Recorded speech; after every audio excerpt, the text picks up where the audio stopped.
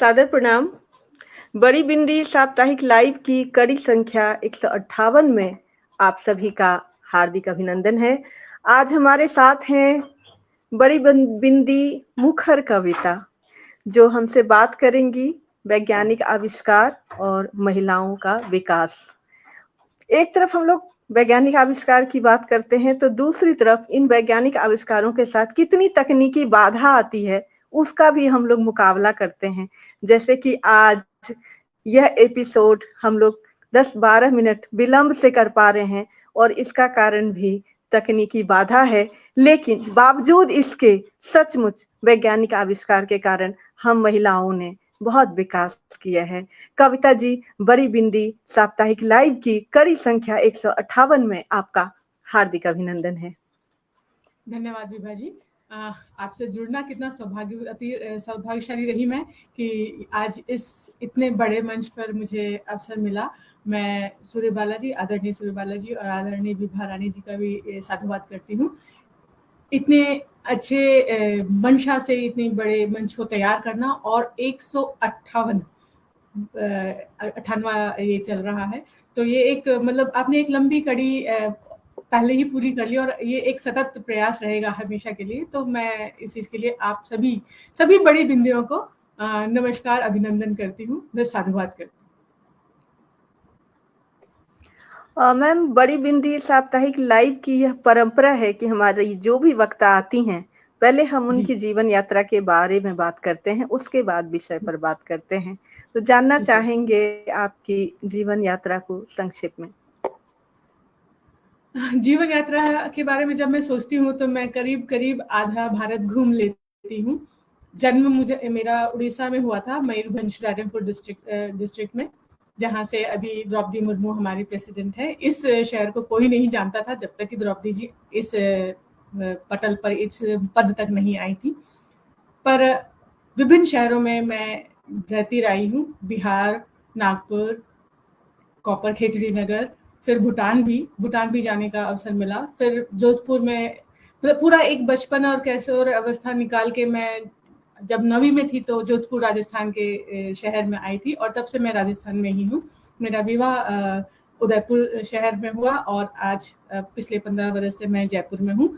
अगर मैं लेखन की और पढ़ाई की इन सब की बात करूँ तो पढ़ाई मेरी केंद्रीय विद्यालय से हुई है, और पढ़ाई में मैं बहुत कमजोर थी। मुझे नहीं पता था कि किताबों में इतना सारा समृद्धि, इतना सारा धन गड़ा हुआ है, मुझे नहीं पता था।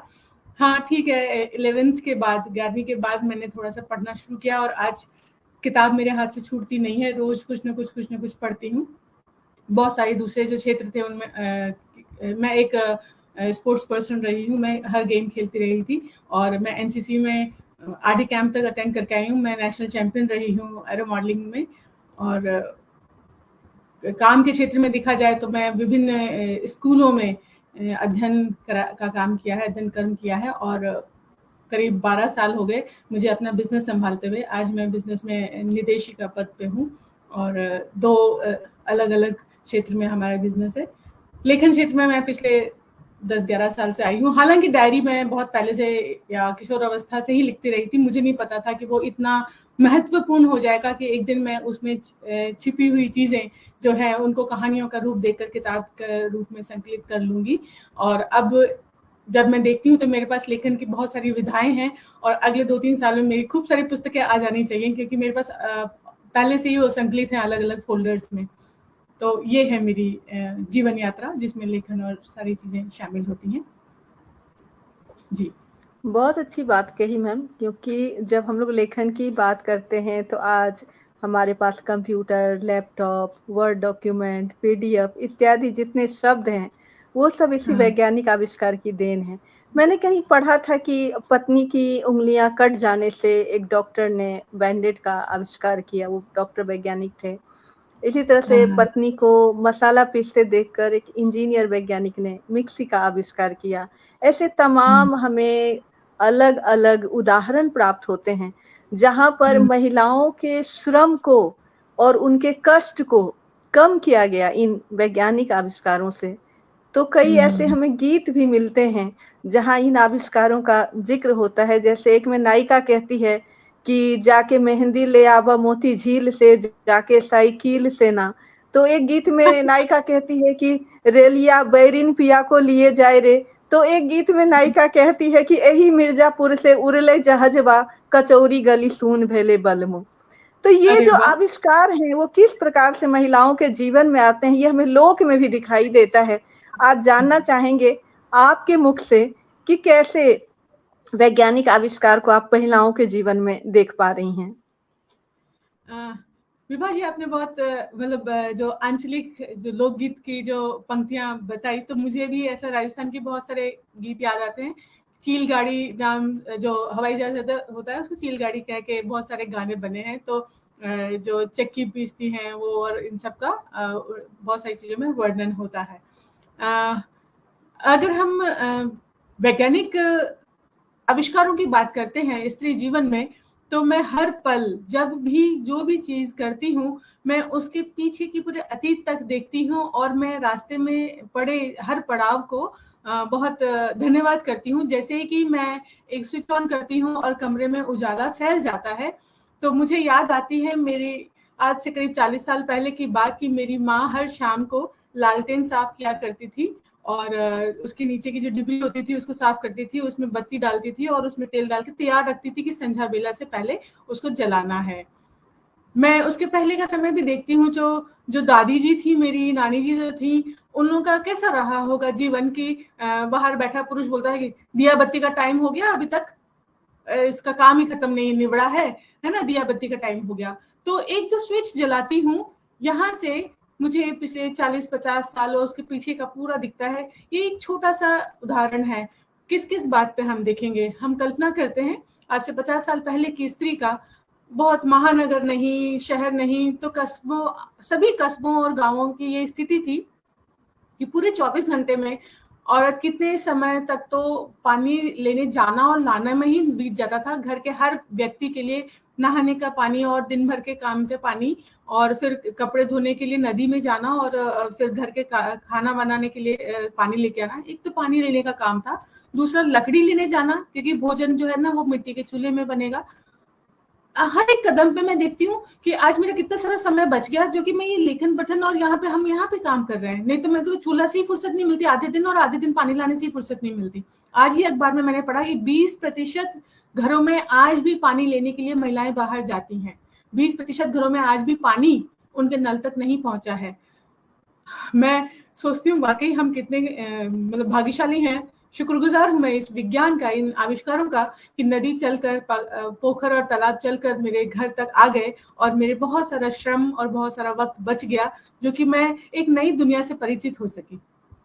दिमाग के उन खांचों में हम घुस सके जो खांचे हमारे लिए कभी खुले ही नहीं थे, वैसा लगता है। तो मैं अब बताइए कि कितनी सारी चीजें हैं, चूल्हा से लेके और पानी से लेके कितनी सारी चीजें मैं तो लिस्ट में बना रखी हूँ कि हमारे स्वास्थ्य को लेके, हमारी दिनचर्या को लेके, हमारे समय को लेके, और मनोरंजन को लेके, फिर हमारी शिक्षा को लेके, हमारी आज जो हम जगह जगह औरतें दिख रही हैं, हम जगह जगह दिख रही हैं कि कर्म क्षेत्र, चाहे आसमान में हवाई जहाज उड़ा रही हैं, चाहे कल्पना चावला स्पेस में जा रही हैं, या ऑफिस और सारे क्षेत्र भरे हुए हैं औरतों से, वो किस लिए जा पा रही हैं? क्या होता है उन 5 दिनों जो कि वो जा पाती हैं, नहीं जा पाती थी उन 5 दिनों में औरतें। ये मासिक जो बंधन था उनके लिए, तो 2 पीढ़ी तो इसलिए जॉब नहीं कर पाती थी कि उनको निकाले, आप तो जब तक छुट्टी लेके बैठ जाती हैं।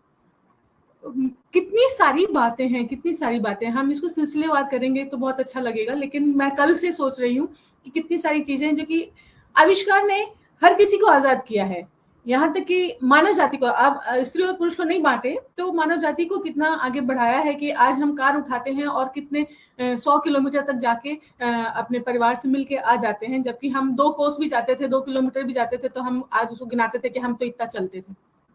तो पुरुष भी स्वतंत्र हुआ है, बहुत हुआ है, लेकिन उन चीजों की बात की जाए जिसने स्त्री को उसके जीवन में जो बंधन थे उनसे बाहर निकाला है, और आज उसको वो सब चीजें दी जो उसके हाथ में वो दूर से देखती थी, दूध में मलाई की तरह, कि ये मेरे हाथ नहीं आया, शिक्षा नहीं आया, बेरोजगार नहीं है, बेरोजगार हूँ, रोजगार नहीं आया, धन नहीं आया, जायदाद नहीं आया, मैं सिर्फ और सिर्फ इतने से काम को निपटा लूं, यही बहुत है। बिजली को पंखो चले, बिजली को अरे चला चला रे, हो चला चला रे ड्राइवर गाड़ी, होले होले होले होले, अंजन की सीटी में मारो मन डोले, अंजन की सीटी में मारो मन डोले। किस प्रकार से ये आविष्कार हमारे जन जीवन में घुसा है, इस पर हाँ आपकी हाँ, राय जानना चाहेंगे। ये जो गीत गा रही ना आप, ये हमारे यहाँ के जयपुर में रहते हैं इकराम राजस्थानी जी, उन्होंने लिखा था बहुत सालों पहले, 40-45 साल पहले। और वो अभी पिछले कार्यक्रम में बोलते हैं कि इंजन की सीटी मेरा पीछा नहीं छोड़ रही क्योंकि उसके बाद उन्होंने बहुत सारे गीत लिख लिए हैं, तो इंजन की सीटी पीछा नहीं छोड़ रही। तो आप अभी आपने मुझे तो इस गीत से याद आ गया, इसलिए आपने क्या प्रश्न किया, दोहराएंगे प्लीज। आविष्कार जनजीवन को कैसे प्रभावित करता है? जो आम स्त्रियां हैं, हम लोग अभी हाँ बात कर रहे थे उन स्त्रियों की जो पढ़ी लिखी हैं, मॉडर्न हैं, जो हाँ जिस समय आविष्कार हमारे देश में आरंभिक अवस्था में था, जैसे रेलगाड़ी आई, रेलगाड़ी हाँ में बिजली आई, या हाँ समाज में बिजली का प्रवेश हुआ, बिजली आने के परिवर्तन आए, या नल का आविष्कार हुआ। जैसे एक बार एक सास ने कहा कि तेरे ससुर जी नहाने जाते थे तो मैं कुएं से पानी खींच के देती थी, तो बहू ने कहा ठीक है, कल से आपका बेटा नहाने जाएगा तो मैं नल खोल दूंगी। तो जन जीवन में क्या उसका प्रभाव किस रूप में आप देखती हैं? हाँ, अभी जो मैं कह रही थी कि जैसे ही हम सुबह उठते हैं, वहां से लेके हम वापस से जब सोने जाते हैं तब तक की जो चीजें हैं, तो मैं आप ये नल की बात कर रही हैं, आप बिजली की बात कर रही हैं। मुझे तो ध्यान है कि हम जब ऐतिहासिक जगहों पे घूमने जाते हैं तो मैं वो पंखा देखती हूँ जिसके की रस्सी लगी होती थी और वो ऐसे ऐसे पंखा झलती थी। मुझे ध्यान है कि मेरी माँ तो नहीं, लेकिन उनकी माँ ने और दादी जी वगैरह ने, उनका ये दिनचर्या में शामिल होता था कि जब तक पति पंखा झलती रही, जब तक उनको नींद नहीं आएगी तब तक वो नहीं सोएंगी।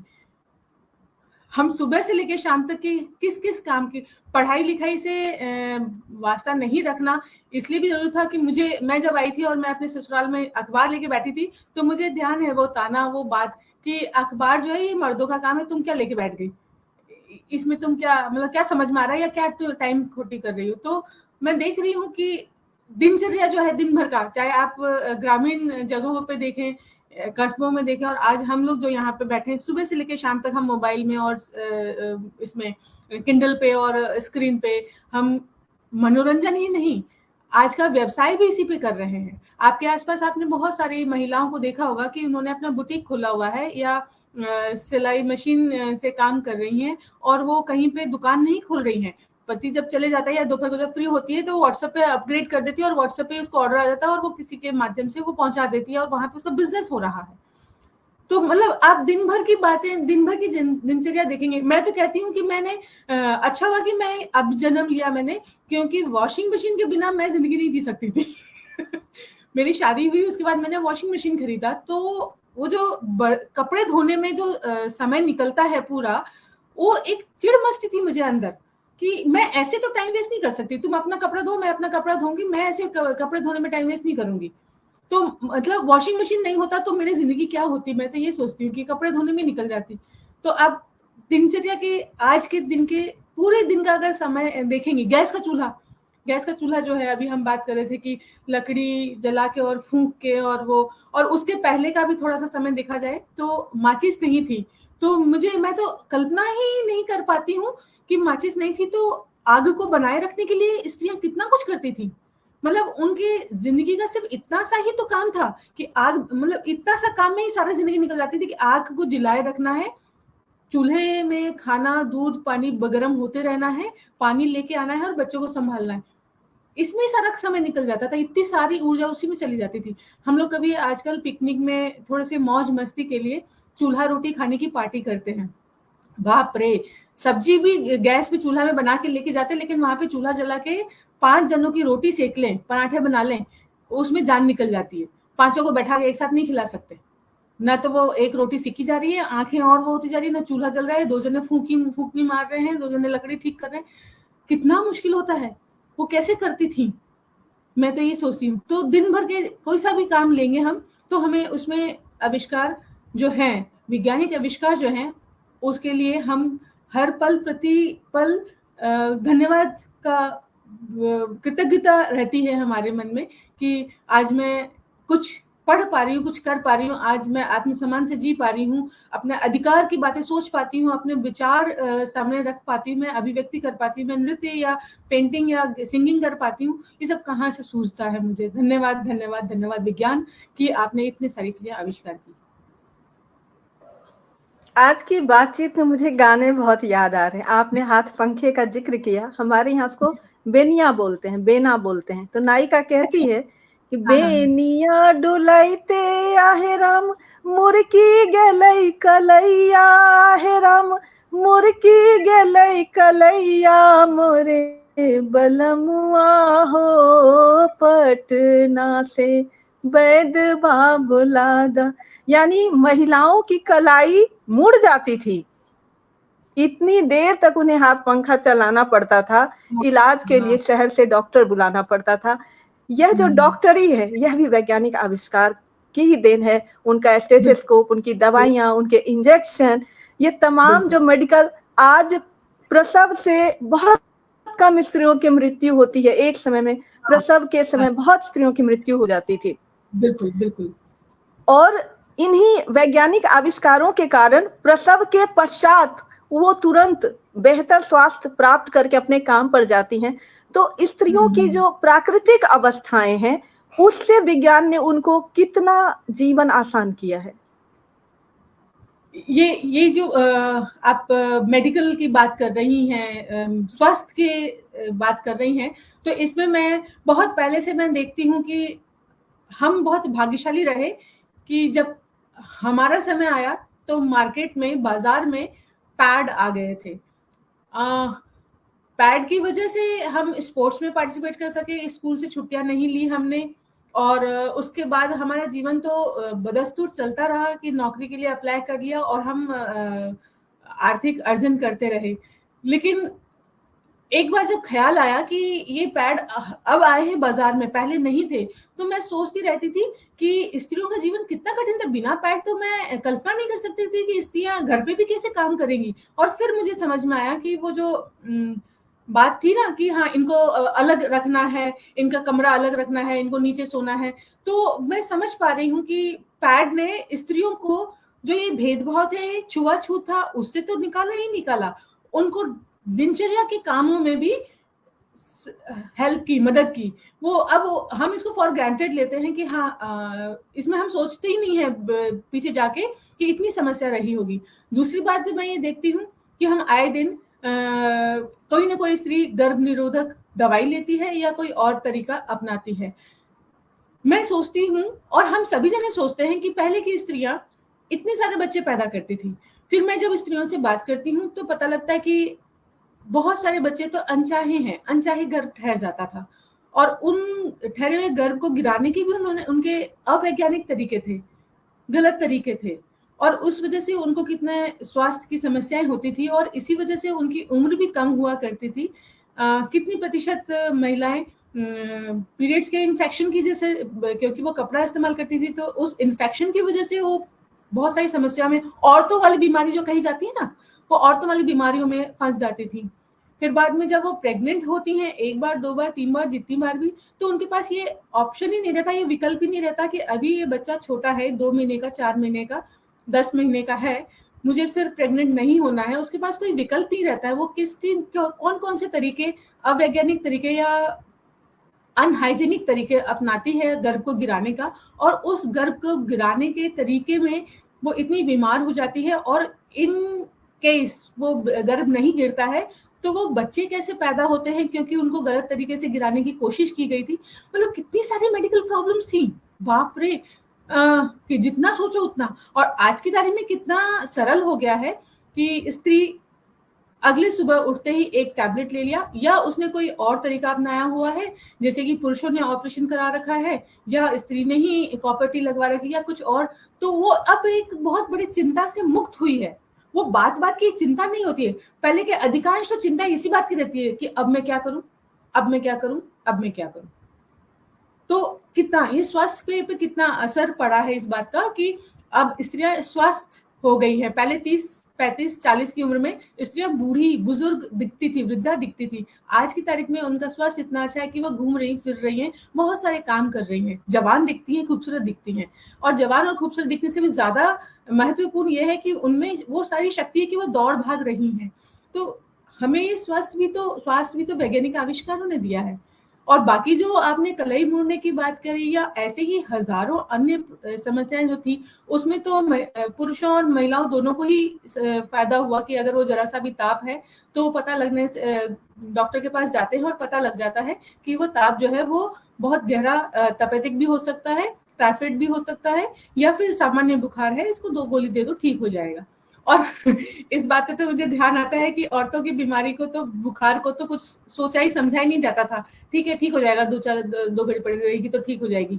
वैद्य के पास ले जाना और दवाई दिलाना भी एक बहुत बड़ा काम होता था। कहीं नखरे तो नहीं कर रही, बीमारी का नाटक करती है काम के नाम पे। ऐसी बहुत सारी बातें हमको पिक्चरों में, कहानियों में और अपने आसपास बिखरी दिखती है, और हम खुद भी अपने जीवन में पीछे मुड़ के देखेंगे तो आपकी और मेरी ये सच्चाई रही है, हम सबको की ये सच्चाई रही है। जो हमारे बीच में श्रोतागण में मौजूद हैं, उनकी भी ये सच्चाई है। अगर वो अपने काकी, दादी, मासी से बात करेंगे तो उनको नजर आएगा, वो छोटे छोटे संवाद याद आएंगे, वो ताने याद आएंगे जो जिसके बारे में अब हम सोचते भी नहीं है, क्योंकि जरा सा बुखार है, जरा सा बीपी है, जरा सा नब्ज तेज चल रही है और हमने फटाक से अपने घरेलू डॉक्टर को फोन किया और ये वाली दवाई ले लो ठीक हो जाओगी, या ये सिरप पी लो ठीक हो जाओगी, या ये गर्म बैग है, हॉट बैग है, ये रख लो ठीक हो जाओगी। ये दिनचर्या, ये स्वास्थ्य के रूप में देखा जाए तो हमें इतना फायदा हुआ है। आविष्कारों ने हमें इन चीजों से उबारा है। यानी वैज्ञानिक आविष्कार ने एक आम व्यक्ति को भी इतनी जानकारी दे दी है कि प्राथमिक चिकित्सा वो कैसे करे, कैसे अपने स्वास्थ्य को बेहतर रख करके। एक विज्ञापन मुझे याद आता है कि आयोडेक्स मलिए काम पर चलिए। ये जो विज्ञापन है यह भी एक वैज्ञानिक आविष्कार की देन है। तो चाहे हम औषधि के क्षेत्र में देख लें, चिकित्सा के क्षेत्र में, या तमाम, जैसे कि आपने बहुत सारे उदाहरण दिए कि वैज्ञानिक आविष्कारों से हमारा जीवन, जब हमारे पास प्रेशर कुकर नहीं था तो दाल को पकाने के लिए माताएं दाल को भिगो कर रखती थी और बहुत सुबह अंधेरे में उठती थी ताकि दाल पकनी इतनी कठिन थी कि वहीं से मुहावरा भी निकला, दाल गलना, क्योंकि दाल को पकाना एक श्रम साध्य और समय साध्य काम था। आज जब हम स्त्रियों के स्वतंत्रता की बात करते हैं, समानता की बात करते हैं, सुपर मॉम की कल्पना कर रहे हैं, तो वहां पर वैज्ञानिक आविष्कार की कितनी भूमिका है इस तरफ हमारा ध्यान भी नहीं जाता। और खास करके तब जब सारी जानकारियां एक मोबाइल पर उपलब्ध है। मैं आपसे यह जानना चाहूंगी कि जो महिलाएं अभी भी बहुत उच्च शिक्षा प्राप्त नहीं कर पाई हैं, लेकिन आज के जीवन में वो अपने किसी काम रोजगार से जुड़ी हैं, उन महिलाओं के जीवन में आप इन वैज्ञानिक आविष्कारों को किस प्रकार से देखती हैं? मैं अपने घर के आसपास बहुत सारी महिलाओं को देख रही हैं, जैसे कि हम जिस वर्ग से आते हैं, हम थोड़े पढ़े लिखे हैं, थोड़ा अपना अर्जन भी करते हैं, हमारे पास थोड़ी सुविधाएं भी हैं, लेकिन जो हमारे आसपास जो हमारे मददगार कामगार हैं, मैं उनको देखती हूँ तो आज मोबाइल फोन ने और जो कैब है उसने और जो पहिया है या जो बसेस, ऑटो और ये विक्रम जो गाड़ी है वो चल रही हैं, इसने उनको बहुत मदद किया है। आज जब मेरे यहाँ बाई आती हैं, एक बाई आती है वो चंदा, उसने अभी 2 साल पहले ही 2 व्हीलर खरीदा, पहली अपनी 2 व्हीलर खरीदी और स्कूटी खरीदी, और उसने बोला कि मैडम आप वो गाड़ी चलाती तो आप मुझे चलाना सिखा देंगी। मुझे ऐसा लगा जैसे कि उसकी जिंदगी अचानक से बदल गई, क्योंकि वो जो जहाँ वो 3 घर करती थी, क्योंकि इतनी दूर से आती है तो इस घर से उस घर, उस घर से उस घर, उस घर से उस घर, फिर अपने बच्चों को स्कूल से लेके घर जाना एक जिम्मेदारी थी उसके लिए और इससे ज्यादा नहीं कर सकती थी। लेकिन जैसे ही उसने स्कूटी ली, वो बच्चों को छोड़ने जाना और लेने जाना तो उसके लिए बाएं हाथ का खेल हो गया कि अभी ले लूंगी, अभी छोड़ दूंगी, अभी मैं ले लूंगी। और 3 घर के बजाय अब उसके पास 6 घर थे, तो उसकी आय भी बढ़ी। आय बढ़ना तो खैर उसकी स्कूटी के ईएमआई में एडजस्ट हो जाता था, लेकिन उसको जो स्वतंत्रता मिली गाड़ी चलाने के बाद, उसको जो आत्मविश्वास आया, वो हवा, तेज हवा जो इसने खाई, उसको गाड़ी चलाने में बहुत रुचि आ गई। तो मैं ये देखती हूँ कि आर्थिक स्वतंत्रता तो मिली ही मिली, लेकिन उसके साथ साथ उसके मन में कुछ सुकून भी आया, और घर में आसपास में अपने साथ के लोगों के बीच में उसका जो आत्मसम्मान बढ़ा, मुझे वो भी अच्छा लगा। तो बहुत सारे तरीकों से बदलाव आता है। वैसे ही यहाँ पे पास में एक दर्जी है, वो, उनके लिए सिलाई करना अब ज्यादा आसान हो गया है, क्योंकि उनके पास लोगों से कम्युनिकेट करना, संचार माध्यम, वो व्हाट्सएप ने किया है। तो वो उनके लिए आसान हो गया कि हाँ, ये वाला सामान पड़ा है तो ये ऐसे ना तैयार होगा, और इसमें ये पाइपिंग लगेगी, इसमें गले का डिजाइन पड़ेगा, मैं आपको ये गले का डिजाइन दे दूं, 10 में से एक सेलेक्ट कर लिया। तो वो जहाँ 4 कुर्ते 10 कुर्ते करती थी, अब उसके डबल करती हैं।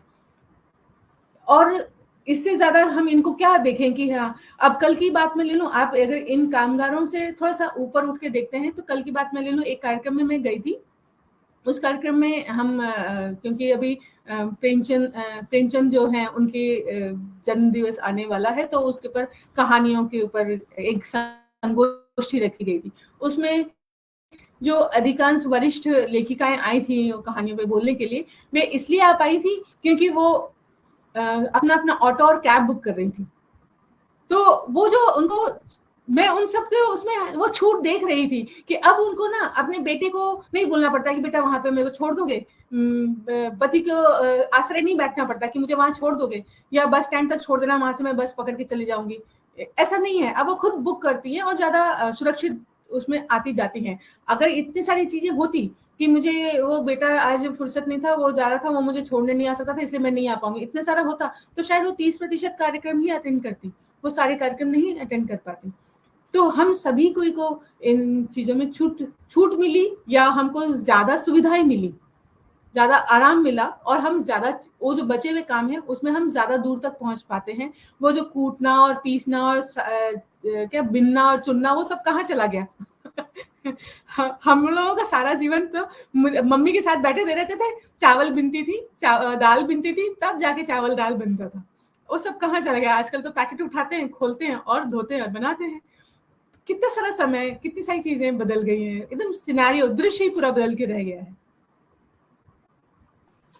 जब ये आविष्कार हो रहे थे तो लोगों के मन में ये सवाल था कि पढ़े लिखे लोग तो इसका लाभ उठा पाएंगे, लेकिन क्या अनपढ़ लोग उठा पाएंगे? एक बार मेरी मामी ने घरेलू सहायिका से पूछा कि मैं जब भी तुम्हें फोन करती हूँ तुम मुझे पहचान जाती हो, तुम्हें कोई धोखा नहीं होता, तुम सीधा मेरे घर आती हो, तो तुमने मेरा नंबर सेव कैसे किया है? क्या लिख करके तुम्हें लिखना नहीं आता? तो उसने कहा कि मैडम, मैंने हर मैम का नंबर ना अलग अलग फूल से सेव किया है, अलग अलग पिक्चर से सेव किया है, और मैं पिक्चर देख के समझ जाती हूँ कि किसका फोन है। तो मैं वहां खड़ी थी और मैंने सोचा कि सचमुच जो हमारे मन में एक प्रश्न था कि जो अशिक्षित लोग हैं, जिन्होंने साक्षरता प्राप्त नहीं की है, क्या वो इन आविष्कारों का या इन तकनीकी साधनों का उपयोग कर पाएंगे? तो उसका उत्तर है कि हाँ, वो कर पा रहे हैं। एक प्रश्न मेरे मन में आया है मैम, जो पहले रोजगार के विकल्प होते थे महिलाओं के पास, वो बहुत सीमित होते थे। एक तो उन्हें घरेलू जिम्मेदारियों के कारण अवसर कम पड़ता था, क्योंकि तब आविष्कार नहीं हुए थे इन साधनों के, जिसको आज हम लोग होम अप्लायंसेस कहते हैं। तो क्या होता था कि उनका बहुत सारा समय इधर चला जाता था, और उसी में येन केन प्रकारेण दिन रात एक करके कोई परीक्षा पास करके नौकरी प्राप्त करने का ही एक विकल्प होता था। लेकिन आज घर बैठे रोजगार के जो बहुत सारे साधन हो गए हैं, उन पर भी यदि आप थोड़ी सी बात करेंगे तो हम लोगों के लिए अच्छा होगा, क्योंकि आज इन वैज्ञानिक आविष्कारों ने वो दिन रात एक करके परीक्षा पास करके नौकरी करने का जो एकमात्र विकल्प था, उस विकल्प की दुनिया को बहुत खोल दिया है। बिल्कुल बिल्कुल। हम कमजोर वर्ग की बात कर रहे हैं, तो मैंने जैसे अभी अभी बताया, उसके अलावा जैसे पास में ही एक लेडी है जो पढ़ नहीं पाई, क्योंकि उसका पढ़ने में मन नहीं लगता था, तो उसने ब्यूटी पार्लर का कोर्स किया, और आज वो घर में पार्लर इसलिए सुविधाजनक रूप से कर पाती है कि उसे अपने कस्टमर बनाने की चिंता नहीं है, बाहर दुकान लेने की चिंता नहीं है, कस्टमर उसके सर्कल में फोन पे अवेलेबल है। जब भी किसी को भी, आंटी को, किसी की भी दीदी को बस मैसेज ड्रॉप करना होता है कि हाँ आईब्रो बनवा लूं, आ जाऊं मैं, और वो अपना समय निकाल के हाँ मैं कर सकती हूँ। तो उसने जो अपने घर में, जब क्योंकि उसके हस्बैंड जॉब पे चले जाते हैं, बच्चे स्कूल चले जाते हैं, तो उसका जो घर का जो समय है वो उसको इतने आसानी से अपने अर्जन करने में निकाल पाती है, कर पाती है, क्योंकि उसके पास अब मोबाइल है। और उसने क्योंकि पढ़ा नहीं था और उसके ऊपर कोई पैसे भी इन्वेस्ट करने के लिए तैयार नहीं था, पिताजी या पति ने से उसने इतना बोला या नहीं बोला, या वो लोग इतना पैसा नहीं लगा सकते थे कि बाहर जाके दुकान ली जाए और उसके सारे एपरेटस वगैरह सब लिया जाए। तो उसने एक छोटे से लेवल पे आईब्रो बनाना, फेशियल करना, मैनिक्योर पेडिक्योर करना, और आज तो सब जनों को इतनी सुविधा चाहिए कि नेल पॉलिश मेरे को लगानी नहीं आती, तुम लगा दोगी प्लीज, तो इतने से काम है, मेहंदी लगा दोगी। और वो उसने मेहंदी के लिए तो वो बाहर अब बुलाई जाती है, शादियों में बुलाई जाती है। उसने अपनी एक टीम खड़ी कर ली है 4 फ्रेंड्स को मिला के, कि शादियों में और तीज त्योहार, यहाँ पे राजस्थान में तो गणगौर और तीज का भी बहुत चलन है, और राखी, अभी राखी आएगी, वो बहुत बिजी हो जाएगी क्योंकि उसको बहुत पैसा अब इस माध्यम से कमाने लगी है। और इन्वेस्टमेंट क्या है? उसका कौशल और मोबाइल फोन। तो ये जो उसको लिबरेशन मिला है, ये जो स्वतंत्रता मिली है, ये इस स्वतंत्रता का असर ये है कि उसके हस्बैंड भी उसका सपोर्ट करते हैं, कि ये एक मोटा पैसा आ रहा है घर में बिना किसी इन्वेस्टमेंट के। तो मैं इनको अभी आप इस वर्ग से ऊपर उठ के हम देखें तो बहुत सारे लोग ब्लॉग लिख रहे हैं, और अभी आप YouTube पे देखिए कितने प्रकार के तरीके से वो अपने कमाई कर रही हैं स्त्रियां, कि अगर कुकिंग है, रेसिपीज। मुझे ध्यान है बहुत समय पहले हम जब रांची में रहते थे तो वहां पे ये चलन था कि कोई भी अपनी जो घर की जो रेसिपी होती थी ना, वो किसी को बताते नहीं थे, छुपा के रखते थे। स्वेटर का डिजाइन तक नहीं बताते थे कि उसको पता लग जाएगा, फिर वो भी बनाने लग जाएगी, मेरे तो मान कम हो जाएगा। तो वो कभी भी अपनी रेसिपीज नहीं बताते थे। और आज की तारीख में स्त्रियों को जिसको भी रेसिपी, खूब अच्छा खाना बनाना आता है, वो बस मोबाइल फोन रखती है और उसके वीडियो बनाती है और उसके रेसिपी बना के अपडेट करती है, और उसके रील्स देखो, जितने हिट्स उतना उसको कमाई हो रही है। मतलब तरीके देखिए कि बिना इन्वेस्टमेंट के, बिना, अगर आप पढ़ी लिखी नहीं है, आपको एक particular kind of job, engineer और डॉक्टरी और app development and graphic designer और ये सब नहीं है, तो भी आप घर में अपने ही कौशल से, लोग गीत संगीत की क्लासेस ले रहे हैं, लोग छोटे छोटे बच्चों की ट्यूशन ले रहे हैं ऑनलाइन, खासकर कोरोना के बाद। तो महिलाओं में जो ये नौकरी के अलावा भी कुछ कर सकती हो, घर में क्या हाउसवाइफ हो, अब वो हाउसवाइफ का तब के जो टैग था ना, उससे वो बाहर निकल गई है, अब वो बहुत कुछ करती है। अभी कोरोना के समय जब 2 साल तक सब कुछ बंद रहा, मार्केट पूरा उथल पुथल हो गई थी, जो मार्केट खुल भी गया था तो क्योंकि उसके जो सधे हुए लोग थे वो लोग छोड़ के जा चुके थे। जैसे कि कोई साउथ इंडियन फूड वाला था, उसका टेस्ट बिगड़ गया क्योंकि उसका जो आदमी था वो चले गए, वो जो कामगार थे वो चले गए, या छोला भटूरे वाला, या बहुत सारे जने थे, वो सब, मार्केट पूरा उथल पुथल हो गया था। तो ये महिलाओं ने घर से जो टिफिन का जो शुरू किया, घर में केक बेक करना, घर में बिस्किट बनाना, घर में डोसा का घोल तैयार करना, मतलब एक नया प्रकार का बिजनेस स्टार्ट हो गया भाई। अब उनको वो ये बात अखरती नहीं, तुम तो पढ़ी लिखी हो, तुम तो नौकरी, हम तो समय पे कर नहीं पाए नौकरी, हम तो हाउसवाइफ बन के रह गए। अब वो उस बात से बाहर आ गई, अब देखो वो कितना कर रही है। तो चाहे वो वर्ग जो कि आर्थिक रूप से कमजोर वर्ग रहा, उसने भी अपने रोजगार के बहुत सारे साधन इस व्हाट्सएप और इन सब से शुरू कर लिया है। तो वो लोग जिनके पास नृत्य और गायन और इन सब की कला थी, उसे शुरू कर लिया है। जिनके पास टीचिंग के कौशल थे, उन्होंने वहां पे से अपना काम शुरू कर दिया है। जिनके पास लेखन है, कंटेंट राइटर्स के आज के देखो ब्लॉग्स कितने प्रसिद्ध हो रहे हैं। आज हम ये वाला जो कार्यक्रम है, ये भी तो हम ऐसे ही कर रहे हैं। तो ऐसे कितने सारे मंच आ गए हैं कि साहित्य की नहीं, साहित्य से तो हम जुड़े हुए हैं, इसके अलावा भी हजारों मैनेजमेंट के इतने सारे रील्स आने लग गई हैं। तो मैं ये देख रही हूँ कि किसी भी वर्ग की महिला हो, आज उसके पास रोजगार के विकल्प बहुत सारे, वो खुद सोचे और नया शुरू कर सकती है, जो उसके दिमाग में है, जो जहां तक कल्पना जा सकती है वो कर सकती है। तो एक क्या बोलते हैं ना, क्रांतिकारी परिवर्तन आया है इसने, स्क्रीन ने या इंटरनेट ने एक क्रांतिकारी परिवर्तन ला के रख दिया। खासकर ये जो स्क्रीन जुड़ा, फोन पे स्क्रीन नहीं हुआ करता था पहले, वो सिर्फ नंबर डायलिंग हुआ करता था, फिर टीवी आया और फिर लैपटॉप और कंप्यूटर आया, उसके बाद ये जो स्क्रीन से जुड़ा है, अब वीडियो से सब कुछ सामने दिखता है। जो लोग घूमने जा रहे हैं उनको देखिए, वो वैसे रील्स बना के सारे ऐतिहासिक और प्राकृतिक स्थल के जो आते हैं, छोटे बच्चों के छोटे छोटे प्यारे प्यारे रील्स आते हैं पालतू जानवरों के, कल्पना से बाहर, हम जहां तक सोच नहीं सकते उसके आगे की चीजें आ गई हैं हमारे बीच में। और अब रोजगार एक समस्या नहीं रहा है।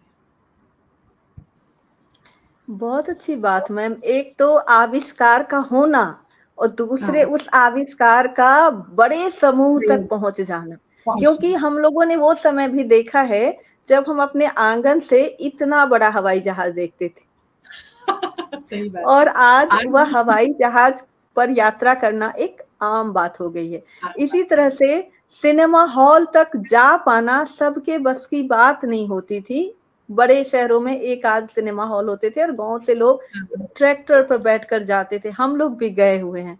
या फिर गांव में बाइस्कोप वाला आता था जिसको पाव भर या आधा किलो धान देकर उसके बदले हम लोग बाइस्कोप देखते थे।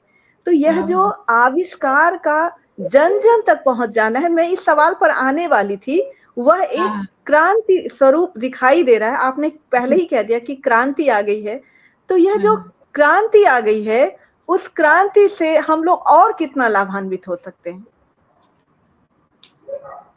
ये यहाँ पे देखो विभा, ये भविष्य में झांकने वाली बात है कि और कितना लाभान्वित हो सकते हैं। मैं ये देख रही हूँ कि स्कूलों में कोरोना काल में जो हुआ है, स्कूलों में जो टीचर्स ने वीडियो पे जूम पे और विभिन्न एप्स तैयार हो गए इसके लिए, जिसमें वो पढ़ाना शुरू करी, तो उनके लिए बहुत बड़ी मुसीबत ये हो गई कि बहुत सारे टीचर्स की, जहां 100 टीचर की आवश्यकता थी वहां पे 20 टीचर को छांट दिया गया और 80 टीचर ही रह गई, क्योंकि एक ही टीचर बहुत सारे बच्चों को एक साथ पढ़ा सकती है, क्योंकि अभी स्क्रीन है। अब क्लास में 30 या 35 या 40 बच्चों की सीमा नहीं, एक साथ हजारों बच्चे एक साथ पढ़ सकते हैं, तो वहां पे ये समस्या आ गई। लेकिन वही टीचर्स ने इसमें से निकाल लिया अपने कौशल को और बढ़ा के, उन्होंने निकाल लिया कि वो भी अब सीमित बच्चों तक सीमित नहीं है कि 40 बच्चों को पढ़ाती हैं। उन्होंने ऑनलाइन जो क्लासेस ली, तो उनके 2 स्टूडेंट ऑस्ट्रेलिया के हैं, तो कुछ अमेरिका के, तो बहुत अच्छा इंग्लिश पढ़ा रही है, बहुत अच्छा विदेशी बच्चों को सोशल स्टडीज, भारत देश के संस्कृति और समाज से अवगत करा रही हैं। इस बात के लिए उसको डॉलर्स में पैसे मिल रहे हैं। मेरी एक जेठुती है जो कि ग्राफिक डिजाइनर है और वो लंदन के एक कंपनी में जॉब कर रही है यहाँ बैठे बैठे। तो हम क्या इसकी क्या सीमा तय करें? आज बच्चे, छोटे बच्चे जिनको कि हमको चिढ़ मचती थी कि यार तुम हमेशा फोन पे घुसे रहते हो, क्या करते रहते हो, 100,000 बच्चों में से कम 4 बच्चे तो ऐसे निकले हैं जो कि वो छोटी सी उम्र में ऐप डेवलप कर रहे हैं और उस ऐप से हजारों लाखों का टर्नओवर है उनका महीने का। मेरे यहाँ जो सीए आता है वो बताता है कि किस प्रकार से वो बच्चे माइनर हैं, अभी वो 15 साल का है, अभी 18 साल होएगा, उसके बाद उसका ये सब चीजें बनेगी, पैन कार्ड और ये सब चीजें, लेकिन उसका आईटीआर जा रहा है। क्यों? क्योंकि वो ऐप डेवलप कर रहा है। ऐप हमारे को तो समझने में समय लग गया कि ऐप क्या डेवलप कर रहा है लेकिन वो बच्चे इतना कुछ कर रहे हैं, तो क्या हम कल्पना कर सकते हैं? क्या हमारी कल्पना इतने पार जा सकती है कि क्या होने वाला है भविष्य में, कितना दूर तक हम करेंगे?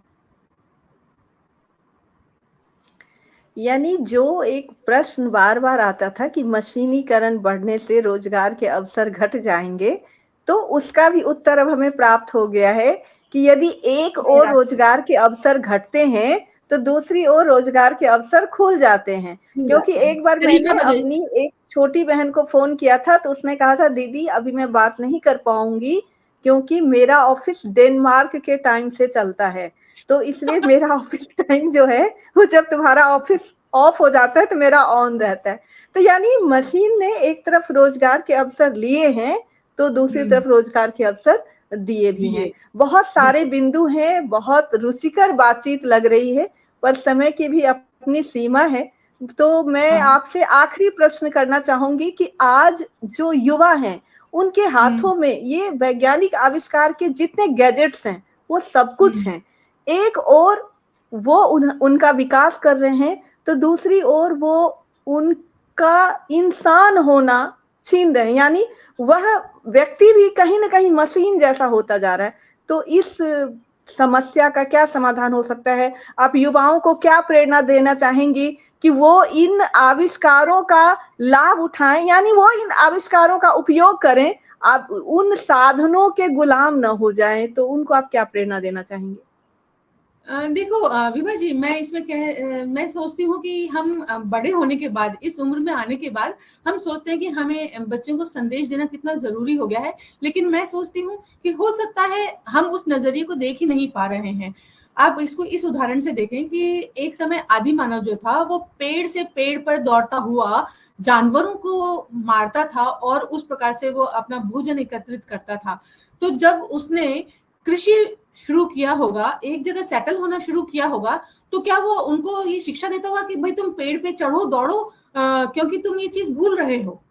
या फिर जिसने कृषि करता था वो जब बच्चे ने हल चलाने से मना कर दिया तो वो सिर्फ ट्रैक्टर ही चलाता था, तो क्या वो दादाजी बच्चों को सिखाते होंगे कि बेटा तुमको हल चलाना भी आना चाहिए, इसको भूलो मत? या फिर जो हम लोग पूरी पृथ्वी पे गोल गोल घूमते रहे, अफ्रीका से निकल के ऑस्ट्रेलिया और नीदरलैंड तक हम पहुंच गए, तो चलना बंद कर दिया, तुम साइकिल पे, तुम्हारे पांव जमीन पे पड़ते नहीं, तुम तो कार से नीचे उतरते नहीं हो, तो क्या ये जरूरी है हमारे को चलते रहना? मम्मी अगर मुझे बोलती थी कि तुम चावल बिनना नहीं आता तुमको, तुम्हारे तो कंकड़ रह जाते हैं, उनको क्या पता था कि आज के समय की हमें जरूरत ही नहीं रहेगी। तो हो सकता है कि जो बच्चे सेलफोन के अंदर घुसे हुए हैं उनको जंगल देखने की जरूरत नहीं पड़ेगी, क्योंकि जंगल रह ही नहीं जाएंगे। आज तुम और मैं यहाँ से खेत तक जाते रहे हैं बचपन में, आज हम खेत में कहाँ जाएं? अच्छा हुआ कि हमने किताबों के अंदर में सर खपाया। और आज के बच्चे, अच्छा है कि वो सेलफोन के अंदर, स्क्रीन के अंदर सर खपा रहे हैं, क्योंकि इनके पास ये दुनिया नहीं रहेगी। दुनिया बदल जाएगी, हम 20 साल बाद, 50 साल बाद की दुनिया नहीं जानते हैं। अभी मैं एक जगह रील देख रही थी कि वैज्ञानिक जो है पृथ्वी से चंद्रमा तक एक सीढ़ी बना रहे हैं। कल्पना है, काल्पनिक है, वो अभी हो नहीं सकता because so many other things, लेकिन जो कल्पना है वो एक दिन हो जाती है। कैसे है कि आज दरभंगा में बैठे आप और मैं आमने सामने बैठ के बात कर रहे हैं, ये कल्पना थी, हो गई, तो हो जाएगा एक दिन, और जरूरत ही नहीं पड़ेगी, हम मशीनों से ही बात कर रहे होंगे, हमारे आसपास हमारा जो सेवा कर रहा होगा वो मशीन ही होगा, और वो शायद वो भी मुस्कुरा के बात करेगा, मशीन भी हमारे को ढंग से बात करेगा, और हो सकता है कि हमारी देखभाल करने के लिए मशीन ही हो आसपास। मुझे विवाह तक जाने के लिए मैं साल में एक बार जाऊंगी, 3 साल में एक बार जाऊंगी, लेकिन विवाह और मेरे बीच में बहुत सारी चीजें का आवागमन होगा, वो मशीनों के माध्यम से ही होगा। तो हमें हमारी जो चिंता है वो वाजिब तो है, लेकिन जब हजारों में से एक निकलता है तो 999 को खरपतवार बन के उसका खाद बनना ही पड़ता है। कोई बात नहीं, अगर ये बच्चे कहीं पे खप रहे हैं तो उनका खपना मानव जाति के विकास क्रम का एक हिस्सा है, उसको हो जाने दीजिए। हमारी चिंता होना एक बात है, पर चिंता सही हो जरूरी नहीं। मैं बच्चों की नजरिए से, यानी जब खेल कूद बंद हो गया, पैदल चलना बंद हो गया, तो ट्रेडमिल आ गया, यानी एक तरफ कुछ रुकता है तो दूसरी तरफ कुछ आ जाता है। लेकिन इन तमाम परिस्थितियों के बीच मन में यह प्रश्न रह जाता है कि यदि पर्यावरण हमारा असंतुलित हुआ तो क्या क्या समस्याएं उत्पन्न होंगी। हो सकता है तब कुछ और शोध हो, कुछ और विकल्प ढूंढ लिए जाएं, लेकिन हमारे पास जो ऑक्सीजन का प्राकृतिक स्रोत है, ये पर्यावरण, ये वृक्ष, पेड़ पौधे, उनका कोई विकल्प शायद नहीं हो पाएगा, और हो सकता है पेड़ लगाने की कुछ और नई तकनीक हमारे पास आ जाए। बहुत सारे प्रश्न हैं और उनका उत्तर हम लोग खोजते रहेंगे। बड़ी बिंदी साप्ताहिक लाइव की कड़ी संख्या 158 में मुखर कविता आई और बहुत मुखर होकर के उन्होंने प्रश्नों के उत्तर दिए। आपका हम हार्दिक धन्यवाद करते हैं और उम्मीद करते हैं कि फिर किसी एपिसोड में भविष्य में आपके साहित्य पर भी बात करेंगे, क्योंकि आज जो विषय आपने चुना वो मुझे बहुत अच्छा लगा और सभी बड़ी बिंदियों को भी बहुत अच्छा लगा। लगातार कमेंट्स आ रहे हैं, तो मैं आपका बहुत बहुत धन्यवाद करती हूँ। और इसके साथ साथ मैं सभी बड़ी बिंदियों को याद दिलाना चाहती हूँ कि बाय मी अ कॉफी के लिंक पर जाकर कम से कम एक और अधिक से अधिक जितनी भी आप चाहें कॉफी अवश्य खरीदें, क्योंकि बाय मी अ कॉफी का जो पैसा है वो कैंसर पेशेंट्स के इलाज के लिए जाता है। बहुत बहुत धन्यवाद, प्रणाम। अगले रविवार मिलेंगे एक और बड़ी बिंदी के साथ। धन्यवाद विभा जी, धन्यवाद बड़ी बिंदी का मंच। फिर मिलते हैं।